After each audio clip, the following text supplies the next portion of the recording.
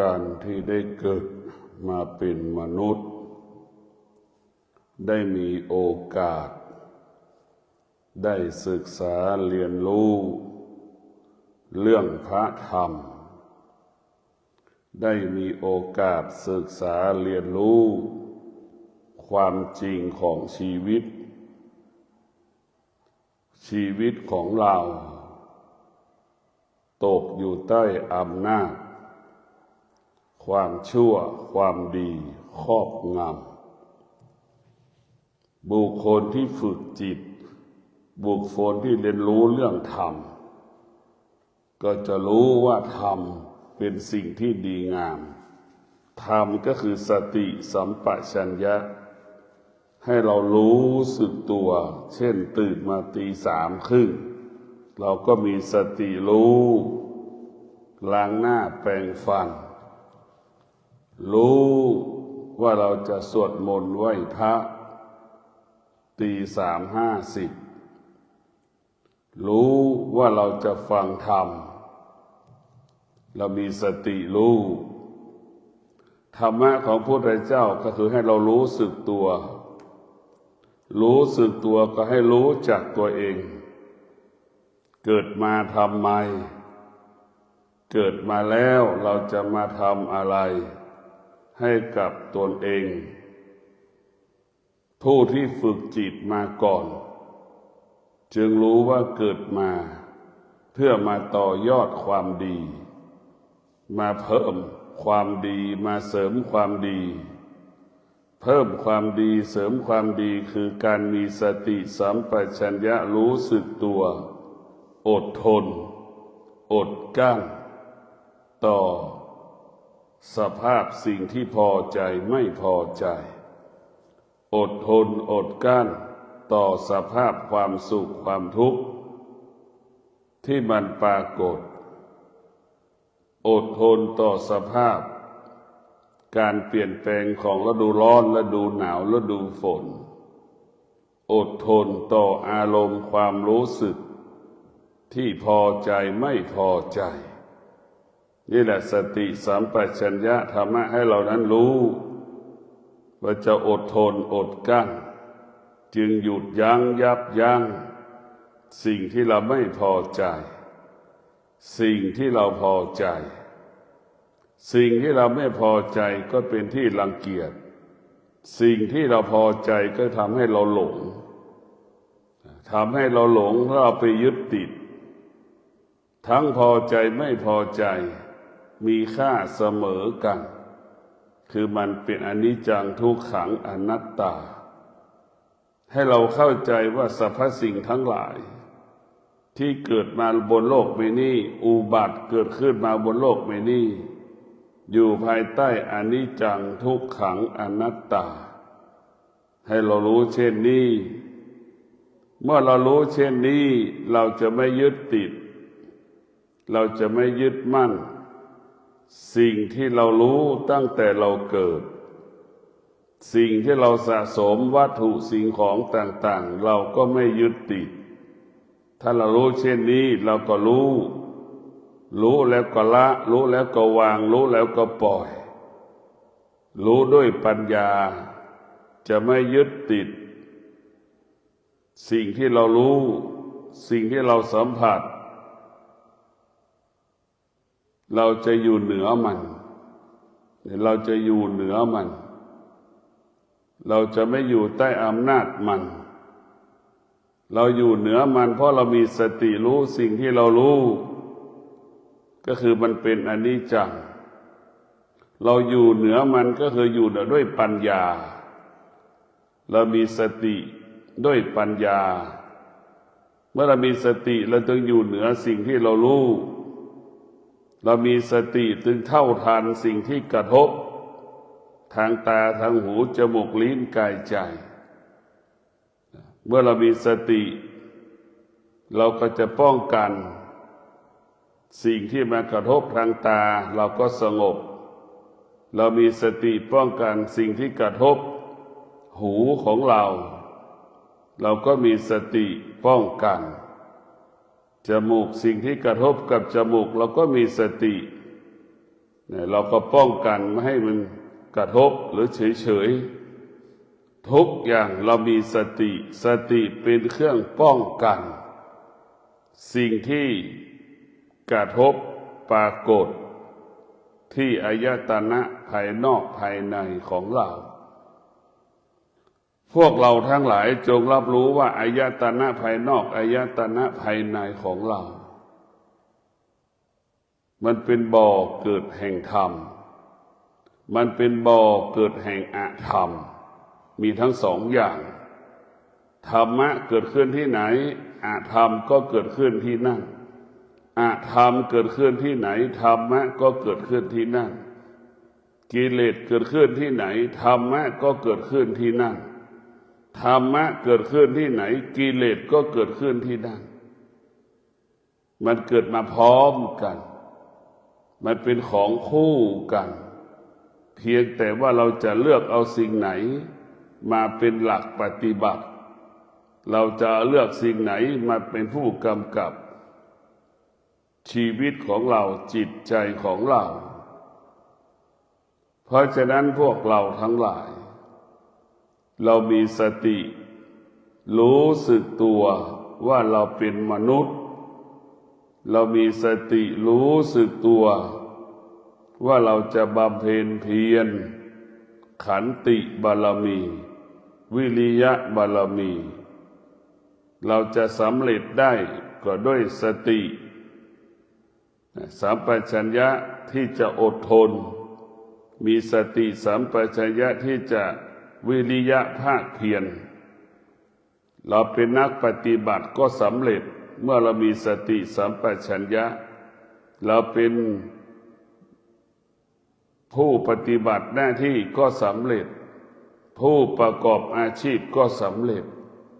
สติสัมปชัญญะจึงทำให้รู้จักตนเองเท่าทันสิ่งที่มันปรากฏสติสัมปชัญญะเรารู้สึกตัวว่าร้อนว่าหนาวว่าเย็นให้เรารู้สึกตัวตลอดเวลาสิ่งที่มันกระทบทางตาหูจมูกลิ้นกายใจให้เราอยู่ตรงนี้เราไม่ต้องไปที่ไหนเราไม่ต้องไปอ่านหนังสือที่ดีก็คือตาที่มันถูกกระทบด้วยรูปนั่นคือตัวหนังสือ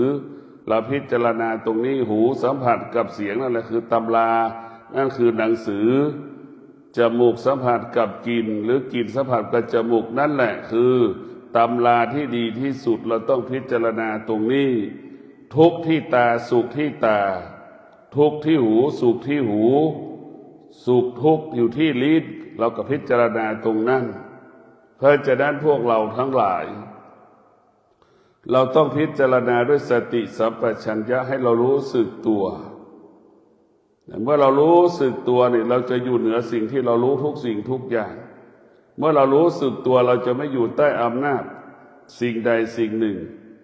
ไม่อยู่ใต้อำนาจความโลภความโกรธความหลงไม่อยู่ใต้อำนาจความอยากเรามีสติสัมปชัญญะเราจะรู้สึกตัวอยู่ในคุณแห่งความดีตลอดเวลาอยู่ในคุณศีลสมาธิปัญญาอยู่ตลอดเวลาเมื่อเรารู้สึกตัวเรามีสติสัมปชัญญะเราจะดำรงตนด้วยศีลสมาธิปัญญาปฏิบัติตนตามศีลสมาธิปัญญามันก็จะทำให้กายวาจาใจเราหมดจดผ่องใสทำให้กายวาจาใจเราเบาสบายเพราะฉะนั้นพวกเราต้องมีสติสัมปชัญญะต้อนรับความดีความดีจะเกิดขึ้นได้ก็เพราะสติสัมปชัญญะเรารู้สึกตัวต้อนรับความดีด้วยกายด้วยวาจาด้วยใจของเรามีสติสัมปชัญญะทำความดีด้วยกายด้วยวาจาด้วยใจของเรานี่เรามีสติสัมปชัญญะเราจะต้องเอามีสติสัมปชัญญะแล้วเราจะต้องดำรงตนโดยใช้สมาธิกำกับเท้าขวาที่มันย่างให้เรารู้เรามีสติสัมปชัญญะเราก็ไปกำกับเท้าซ้ายที่มันย่างเราก็รู้ให้เรารู้อาการของเท้าขวาที่มันย่างมันยกที่มันวางให้เรารู้อาการเหล่านี้ยกก็รู้วางก็รู้ เหยียบก็รู้ให้เรารู้ถ้าเราละเอียดเท่าไหร่มันก็จะละเอียดมากเท่านั้นถ้าเรามีสติสัมปชัญญะมากเท่าไหร่สุขทุกข์ไม่เกิดสุขทุกข์ไม่มีถ้าเรามีสติสัมปชัญญะเต็มกำลังแล้วสุขทุกข์ไม่มีค่าถ้าเรามีสติสัมปชัญญะน้อยไปสุขทุกข์ก็มีค่าสุขทุกข์ก็มีความหมายเพราะฉะนั้นพวกเราต้องมีสติสัมปชัญญะให้เรารู้สึกตัวว่าการเกิดมาเป็นมนุษย์เกิดมาแล้วเราจะต้องดำรงตนด้วยศีลหน้าที่ของศีลก็คือกำกับกำหนดควบคุมกายของเราให้อยู่ในเงื่อนไขของศีลทั้ง5 ข้อเราต้องเอาสมาธิมากำกับมากำหนดมาควบคุมอวัยวะของเราอายตนะของเราที่มันสัมผัสถูกต้องเราจะต้องเอาปัญญามาเป็นผู้ปรับปรุงเปลี่ยนแปลงแก้ไขให้กายของเราให้จิตของเราอยู่ร่วมกันได้ให้กายของเราให้จิตของเราอยู่ร่วมกันได้เมื่อกายกับจิตของเราอยู่ร่วมกันได้กายกับใจก็เกิดเป็นเอกภาพเกิดความเป็นเอกราชเป็นเอกภาพเสร็จก็เป็นเอกราชอยู่เหนือความโลภความโกรธความหลงอยู่เหนือความอยากแล้วไปอยู่เหนือความอยากเพราะฉะนั้นพวกเราที่มีสติเราจะต้องรู้สึกตัวว่าเราจะเดินจงกรมใช้เวลา1 ชั่วโมงนี่เราก็จะมีสติสัมปชัญญะรู้สึกตัวการเดินจงกรมเอาสมาธิไปกับเท้าขวาเอาสมาธิไปกับเท้าซ้ายกำหนดขวาทุกครั้งแม่นยำกำหนดซ้ายทุกครั้งแม่นยำนี่ครบ1 ชั่วโมงการภาวนาเราสำลิดผลการเดินจงกรมก็คือการฝึกจิตที่มันหยาบจะเป็นจิตที่ละเอียดจิตที่มันอ่อนแอจะเป็นจิตที่มั่นคงจิตที่มันอ่อนแอจิตที่มันหวั่นไหวก็คือจิตที่มันขาดสมาธิที่เราจะต้องฝึกจิตเราจะต้องชำระจิตของเราส่วนมากจิตของเราก็เหมือนหวายเหมือนเถาวัลย์มันงอไปงอมาคดไปคดมาจิตที่ไม่ได้ฝึกจะเป็นเช่นนั้นธรรมะของพุทธสติสัมปชัญญะก็เปรียบเสมือนช่างดัดหวายฝึกช่างดัดหวายหวายก็คือจิตจะเอาหวายแล้วมาดัดเป็นรูปอะไรก็ได้หมดจะให้มันตรงให้มันงอให้มันโค้งอยู่ที่เราฝึกตัวเราเองจะทำตัวเราไม่มีใครจะบันดาลให้เราสงบสุขได้ไม่มีแต่ตัวเรานั่นแหละบันดาลสิ่งที่บันดาลให้ตัวเราก็คือสติสัมปชัญญะคือตัวเรานั่นแหละเป็นที่พึ่งของตนเองเรามีสติสัมปชัญญะเรารู้สึกตัวว่าเราจะไม่สร้างภาระจะไม่สร้างปัญหาให้กับบุคคลรอบตัวเรามีสติสัมปชัญญะเราจะพึ่งพาตนเองได้ตัวเราเองตราบใดที่เราเดินได้ตราบใดที่เรามีอวัยวะครบ32 ประการตราบใดที่อวัยวะมันทำงานได้เป็นปกติเราจะไม่สร้างภาระจะไม่สร้างปัญหาให้กับบุคคลใดบุคคลหนึ่งนี่คือธรรมะมันจะบอกอย่างนี้นี่คือเราถ้ามีธรรมะก็จะไม่สร้างภาระให้กับบุคคลรอบๆตัวเราอันไหนทำได้มันก็จะทำอันไหนทำได้มันก็จะทำหรือระหว่างที่มันทำมันเกิดอาการสำแดงอาการมันก็จะอดทน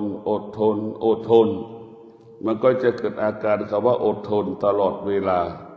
เพราะฉะนั้นพวกเราทุกคนที่เกิดมาเป็นมนุษย์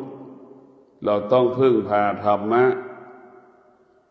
ะได้เป็นที่พึ่งอันประเสริฐธรรมะเป็นที่พึ่งของเราถ้าเราไม่เอาธรรมะมาเป็นที่พึ่งและเราจะไปพึ่งสิ่งใดในโลกพึ่งแม่ก็ไม่ได้พึ่งแม่ก็ไม่ได้พึ่งพ่อก็ไม่ได้พึ่งพี่พึ่งน้องก็ไม่ได้เพราะฉะนั้นพวกเราต้องพึ่งพาตนเองก็คือพึ่งพาพระธรรมอยู่ในร่างกายของเราพระธรรมก็คือสติสัมปชัญญะพระธรรมก็คืออดทนพระธรรมก็คือวิริยะภาคเพียรพระธรรมก็คือ ศีลสมาธิปัญญาเนี่ยเอาไว้มาอยู่ในร่างกายของเราทุกคนนะพวกเราจงรับรู้ว่าพระธรรมอยู่ในร่างกายของเราพระธรรมก็หมายถึงศีล5 ข้อนะมันอยู่ในร่างกายของเราหมดพระธรรมก็คือศีล5 ข้ออยู่ในร่างกายเราหมดมันไม่ได้อยู่กับไม่ได้อยู่กับพระสงฆ์รูปใดรูปหนึ่งพระธรรมไม่ได้อยู่พระไตรปิฎกพระธรรมอยู่ที่กายเราจะต้องพิจารณากายของเรากายของเราต้องประกอบไปด้วยศีลทั้ง5 ข้อเนี่ยใจของเราจิตของเราก็ต้องประกอบไปด้วยศีลทั้ง5 ข้อนั่นแหละคือศีลทั้ง5อยู่ในร่างกายของเราให้เราเข้าใจความอดทนก็อยู่ในร่างกายของเราวิริยะภาคเพียรก็อยู่ในร่างกายของเรา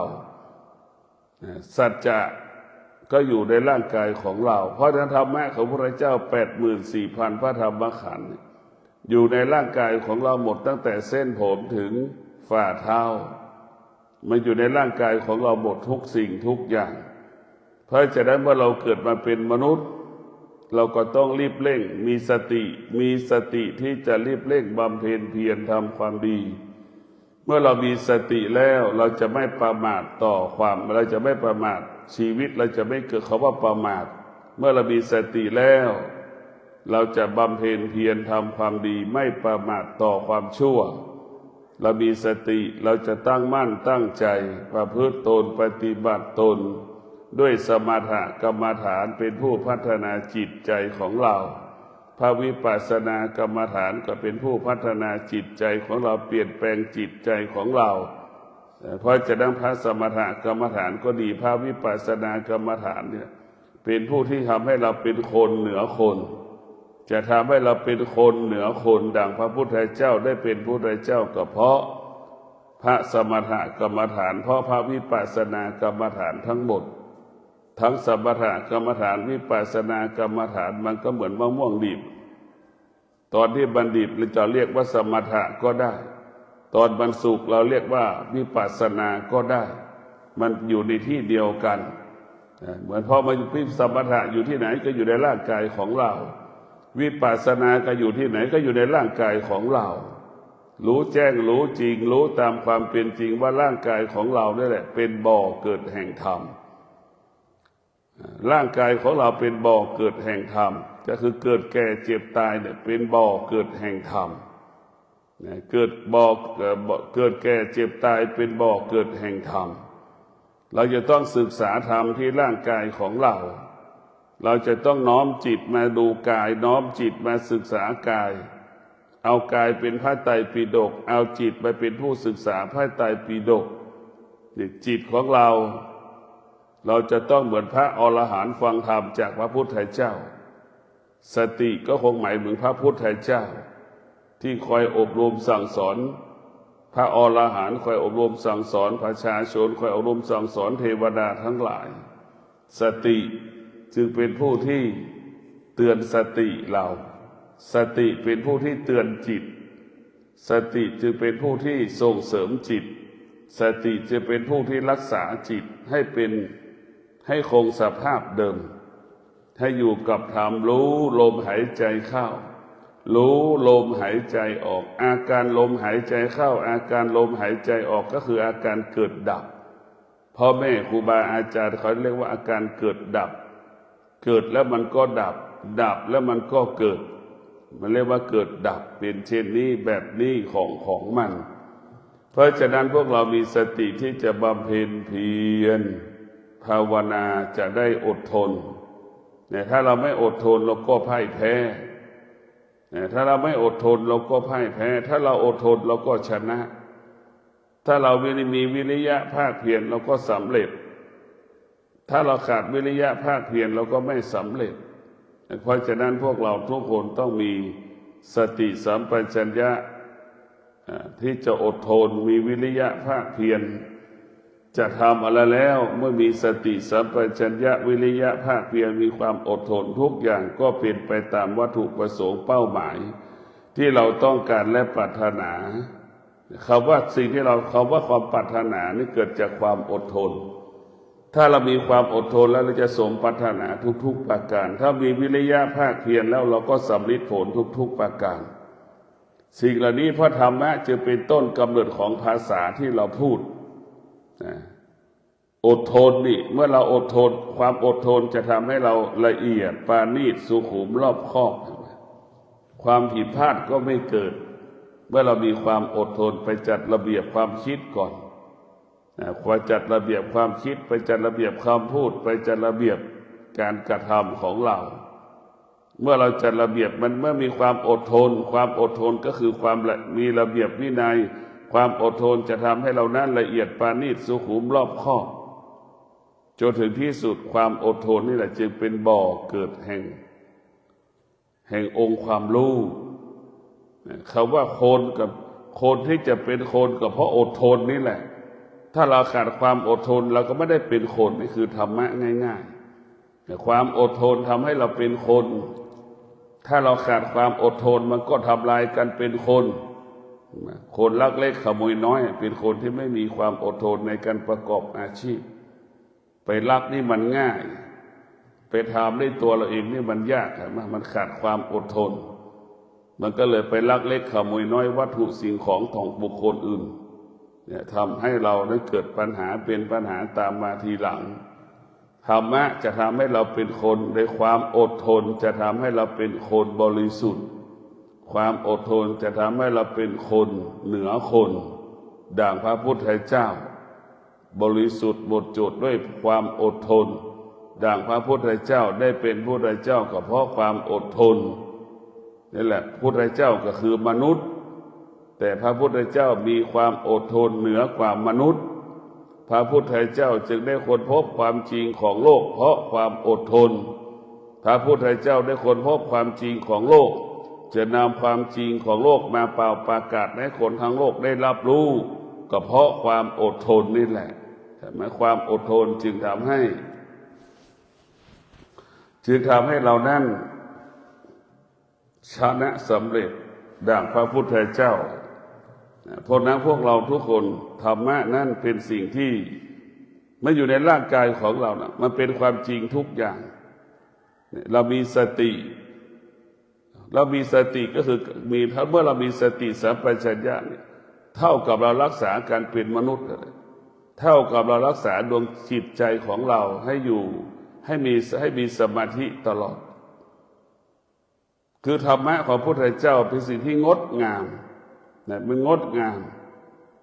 ธรรมะของพระพุทธเจ้าอย่างที่บอกแล้วว่าความอดทนจะรักษาการเป็นมนุษย์ส่งเสริมการเป็นมนุษย์ที่ประเสริฐความอดทนเป็นผู้ประกาศความดีงามของเหล่าพระอรหันต์เป็นผู้ประกาศความดีงามของนักพจน์นักบวชความอดทนเป็นผู้ประกาศความดีงามของเหล่าบัณฑิตไม่มีบัณฑิตผู้ไหนไม่รู้จักคำว่าความอดทนไม่มีบัณฑิตคนไหนไม่รู้จักคำว่าวิริยะภาคเพียรบัณฑิตได้เป็นบัณฑิตก็เพราะมีสติสัมปชัญญะดำรงตนด้วยความอดทนดำรงตนด้วยวิริยะภาคเพียรนี่แหละจึงได้เป็นบัณฑิตก็หมายถึงผู้รู้ความจริงของโลกผู้รู้ความจริงของชีวิตความจริงของโลกก็เป็นส่วนหนึ่งเป็นเรื่องของธรรมชาติล้วนๆความจริงของชีวิตเป็นเรื่องของธรรมะล้วนๆพวกเราทั้งหลายความจริงของโลกส่วนมากชาวโลกจะรู้แต่ความจริงของโลกมีชาวโลกส่วนน้อยที่จะรู้ความจริงของชีวิตความจริงของโลกก็คือเกิดจากการสะสมสั่งสมเห็นไหมประเทศต่างๆก็สะสมทองคำสะสมเงินสดคนแต่ละคนก็สะสมวัตถุสิ่งของต่างๆคนแต่ละคนก็สะสมเงินสมบัตินั่นคือความจริงของโลกความจริงของชีวิตคือเราจะต้องสะสมสั่งสมความอดทนวิริยะภาคเพียรเห็นไหมเราจะต้องสะสมความอดทนสะสมวิริยะภาคเพียรเพื่อจะแก้ไขอารมณ์ความโลภความโกรธความหลงที่มันอยู่ในกายในใจเราอยู่แล้วเราจะแก้ค ความอยากที่มันเกิดขึ้นในใจของเราเดี๋ยวเราจะแก้ไขเพราะนั้นธรรมะเป็นความจริงของชีวิตความจริงของชีวิตเราคือมันต้องการความสงบความจริงของชีวิตจิตมันต้องการความสงบกายมันก็ต้องการความสงบนี่คือธรรมะมันเป็นความจริงของชีวิตแต่ความจริงของโลกมันเป็นเรื่องของธรรมชาติมันเป็นความจริงของโลกความจริงของโลกนั้นมันอยู่ภายใต้การเปลี่ยนแปลงพ่อแม่ครูบาอาจารย์วันแรกแยกโลกออกจากธรรมแยกธรรมออกจากโลกมาคนละตัวโลกมันเปลี่ยนแปลงโลกมันแปรปรวน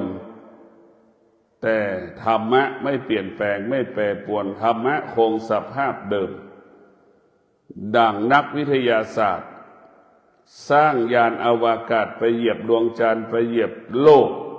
ไปเหยียบดาวอังคารเห็นไหมนั่นแหละนักวิทยาศาสตร์เหล่านั้นตั้งแต่ผู้สร้างยานตั้งแต่ผู้คิดค้นเรื่องสร้างองค์ความรู้แล้วก็มาสู่การปฏิบัติสร้างยานและสร้างสำเร็จและไปเหยียบดวงจันทร์ได้ก็เพราะธรรมะนี่แหละแต่เขามีธรรมแต่เขาไม่เห็นธรรมเขาไม่เห็นส่วนมากคนรู้ธรรมแต่ไม่เคยเห็นธรรมอย่างนักวิทยาศาสตร์ทั้งหลายผู้สร้างยานอวกาศนี่เขาประสบความสำเร็จได้เพราะเขามีความอดทนมีวิริยะภาคเพียรจึงเป็นบ่อเกิดคำว่าสำเร็จถ้าเขาขาดความอดทนขาดวิริยะภาคเพียรจะไม่สามารถผลิตยานได้ถึงแม้ผลิตยานได้ไม่สามารถไปสู่ดาวอังคารได้ไปสู่โลกได้เพราะฉะนั้นธรรมะของพระพุทธเจ้าจึงยิ่งใหญ่จึงยิ่งใหญ่ธรรมะก็คือหมายถึงสมาธิธรรมะก็หมายถึงความอดทนธรรมะก็คงหมายถึงวิริยะภาคเพียรซึ่งมาอยู่ในร่างกายของเรามันอยู่ในร่างกายของเราเมื่อเรารู้เช่นนี้เรารู้แบบนี้แล้วเราจะต้องสร้างต้องสะสมธรรมะไว้ในกายในใจเราให้มากโดยเฉพาะความอดทนเมื่อเรามีสติสัมปชัญญะแล้วเรามีความอดทนเราจะขับไล่ความโลภความโกรธความหลงออกไปจากจิตใจของเราเราจะต้องพิจารณากำจัดเช่นแมลงวันเปรียบเสมือนความโลภความโกรธความหลงมากวนใจเราตลอดเวลา มันกวนใจเราตลอดเวลาทำให้เราโมโหทำเราหงุดหงิดความโลภความโกรธความหลงมันไม่สามารถตอบสนองเราได้เราก็จะเกิดอาการเหมือนแมลงวันมากวนเรามาตอมตามใบหน้าเรานั่นแหละเราจะต้องป้องกันไม่ให้แมลงวันมาตอมใบหน้าเรามีสติสัมปชัญญะรู้สึกตัวคือจะป้องกันความชั่วป้องกันความโลภความโกรธความหลงป้องกันความอยากสารพัดความอยากที่มันกระทบที่ตาสัมผัสเราจะหยุดยั้งมันได้เราจะยับยั้งมันได้เราจะสลายมันได้ก็คือสติสัมปชัญญะกับความอดทนวิริยะภาคเพียรนี่แหละมันเป็นหลักของการพัฒนามันเป็นหลักของการแก้ปัญหาแล้วเราจะพัฒนาจิตของเราสำเร็จได้ก็ต้องสติสัมปชัญญะความอดทนวิริยะภาคเพียรจึงสำเร็จ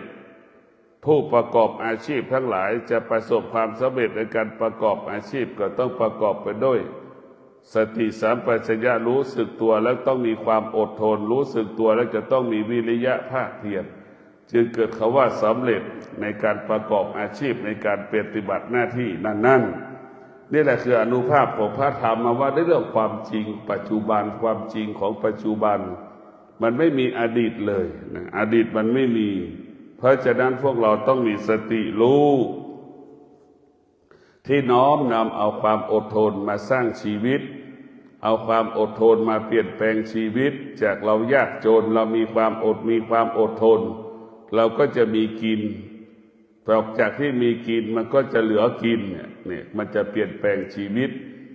จากที่มีกินไม่มีกินมีกินจากที่มีกินก็เหลือเก็บ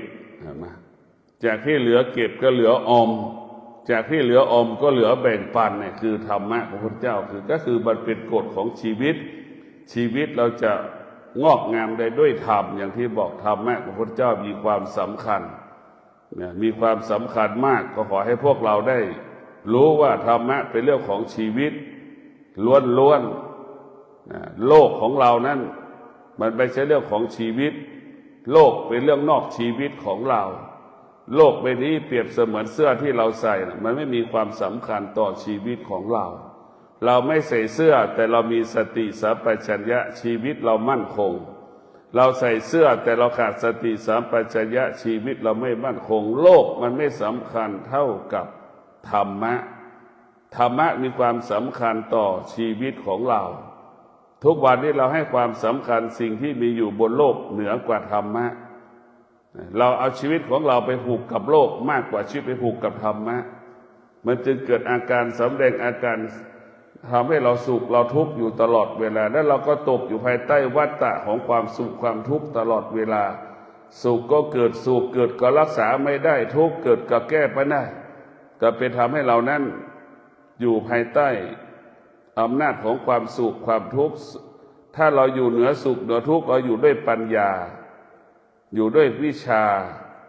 สุขทุกข์ไม่เกิดหรือสุขเกิดทุกข์เกิดไม่มีค่าเราพิจารณาว่าสุขทุกข์ไม่เป็นสิ่งที่ไม่มีค่าเราให้เรารู้อย่างนั้นว่าเป็นสิ่งที่ไม่มีค่าสำหรับผู้ที่มีปัญญาคนที่ขาดปัญญาสุขจะมีค่าทุกข์ก็จะมีค่าผู้ที่มีปัญญาสุขทุกข์ไม่มีค่าไม่มีความหมายใดๆทั้งสิ้นความสงบยิ่งใหญ่กว่าความสุขความทุกข์ความยิ่งใหญ่กว่าความสงบก็คือความว่างของจิตที่มันว่างนั่นแหละคือความยิ่งใหญ่ของมันความยิ่งใหญ่ที่เดียวว่างก็คือตัวรู้ตัวเดียวว่าว่างก็รู้อีกเรารู้เท่านั้นรู้ก็ปกติไม่รู้ก็ผิดปกติมันอยู่ตรงนี้เมื่อเรารู้เราก็ถึงจุดหมายถ้าเราไม่รู้ก็ไม่ถึงจุดหมายถ้าเรารู้ก็มั่นคงถ้าเราไม่รู้ก็อ่อนแอมันจะเป็นแค่นี้เรื่องง่ายๆที่สุดของมันเพราะฉะนั้นพวกเราต้องมีสติที่จะฝึกฝนเช่นเรานั่งสมาธิก็เป็นการฝึกกายเรานั่งสมาธิเป็นการฝึกจิตของเราฝึกกายฝึกจิตให้เรารู้สิ่งที่เราควรรู้ว่าการเกิดมาของมนุษย์อย่างเช่นเราดำรงตนด้วยศีลนี่เห็นไหม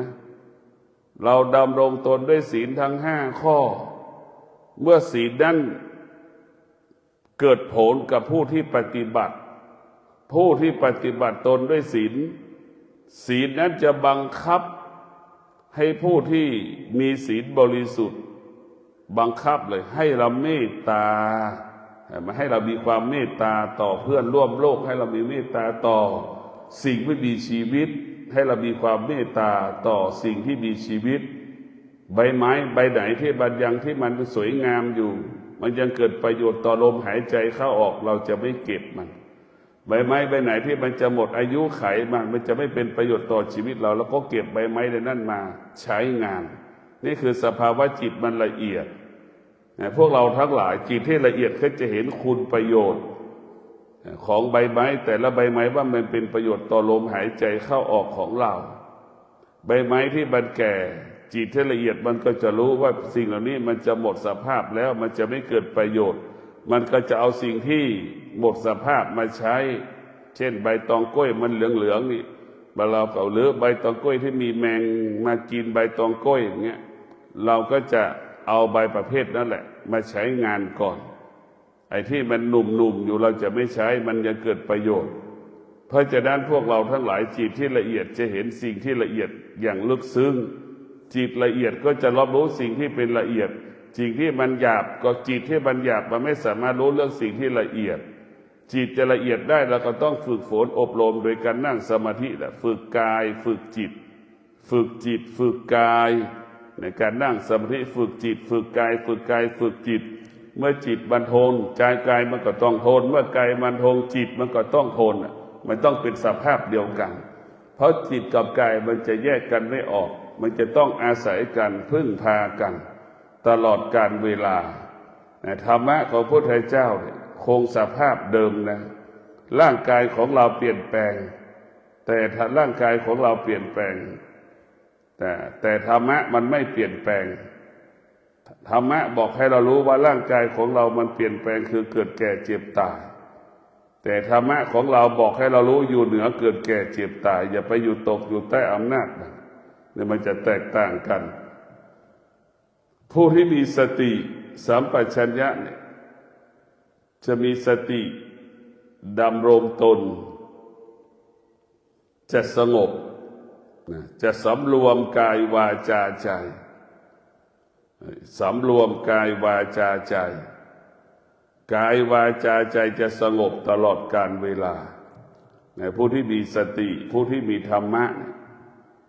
จะสงบนิ่งตลอดกาลเวลา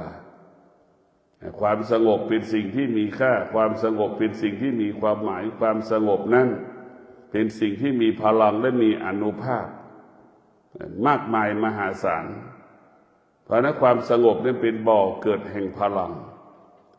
สงบด้วยปัญญายิ่งบริสุทธิ์เหมือนทองคำร้อยบริสุทธิ์สงบด้วยปัญญา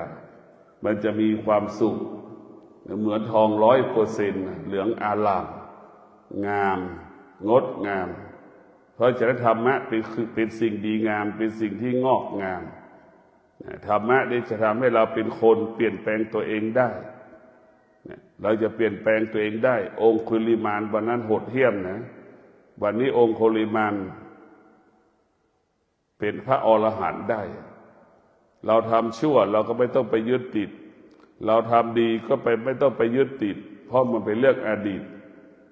สิ่งที่สำคัญปัจจุบันเรามีสติสัมปชัญญะรู้สึกตัวรู้สึกตัวรู้สึกตัวนี่แหละคือสติสัมปชัญญะทำให้เรารู้สึกตัวเมื่อเรารู้สึกตัวทุกอย่างมันก็ปกติเมื่อเรารู้สึกตัวทุกอย่างมันให้เราเป็นปกติตลอดเวลากายวาจาใจเราปกติจะกราบพระเราก็รู้จะยกมือขึ้นเราก็รู้จะอยู่ระดับอกก็รู้จะอยู่หน้าผากก็รู้เราจะรู้ทุกอย่างเมื่อรู้แล้วดิตัวรู้อย่างเดียวเมื่อเรารู้แล้วอะไรก็ไม่สามารถเข้ามาสู่กายกับใจเราได้กิเลสก็เข้ามาไม่ได้ถ้าเรารู้แล้วกิเลสก็เข้ามาไม่ได้กิเลสก็เหมือนข้าวเปลือกเห็นไหมเราก็เอาข้าวเปลือกออกจากข้าวขาวข้าวสารเห็นไหมเอาออกไปเสียมันก็จบกิเลสก็เข้ามาไม่ได้เมื่อเรารู้สิ่งที่เราไม่รู้สิ่งที่มันมายามเราไม่รู้นั่นแหละกิเลสมันจะเข้ามาหมดเลยเราต้องรู้ตลอดเวลาถ้าคนทุกคนรู้จักธรรมะเหมือนเรารู้จักร่างกายของเราในอาบน้ำทุกวันอย่างนี้ธรรมะก็จะอยู่ที่กายที่ใจของเราตลอดเวลาเรามีธรรมแต่เราไม่เห็นธรรมแต่เรามีธรรมแต่เราไม่รู้ธรรมส่วนมากจะรู้ธรรมเฉยๆรู้ธรรมแต่ไม่เห็นธรรมรู้ธรรมแต่ไม่เห็นธรรมรู้ธรรมดั่งคนใบ้รู้ธรรมดั่งคนตาบอดรู้ธรรมดั่งคนเป็นอัมพฤกษ์สภาพนี้หมดทุกอย่างรู้เฉยๆรู้ธรรมแล้วก็แล้วก็รู้เฉยๆเพราะฉะนั้นพวกเราทั้งหลายธรรมะกำกับกำหนดควบคุมกายวาจาใจของเราให้ดำรงตนด้วยศีลด้วยสมาธิด้วยปัญญาเมื่อกายของเราประกอบไปด้วยศีลสมาธิปัญญากายวาจาใจของเราเกิดคำว่าความสงบกายวาจาใจของเรามั่นคงกายวาจาใจของเรางอกงามตลอดกาลเวลาธรรมะของพระพุทธเจ้าจึงเป็นสมบัติของเราธรรมะเกิดมาพร้อมกับเราเกิดธรรมะเกิดมาพร้อมกับเราเกิดเมื่อเราเกิดมาแล้วเราเห็นธรรมะธรรมะนั้นก็อยู่ที่กายที่ใจธรรมะก็จะเป็นผู้กำกับกำหนดควบคุมชีวิตของเรา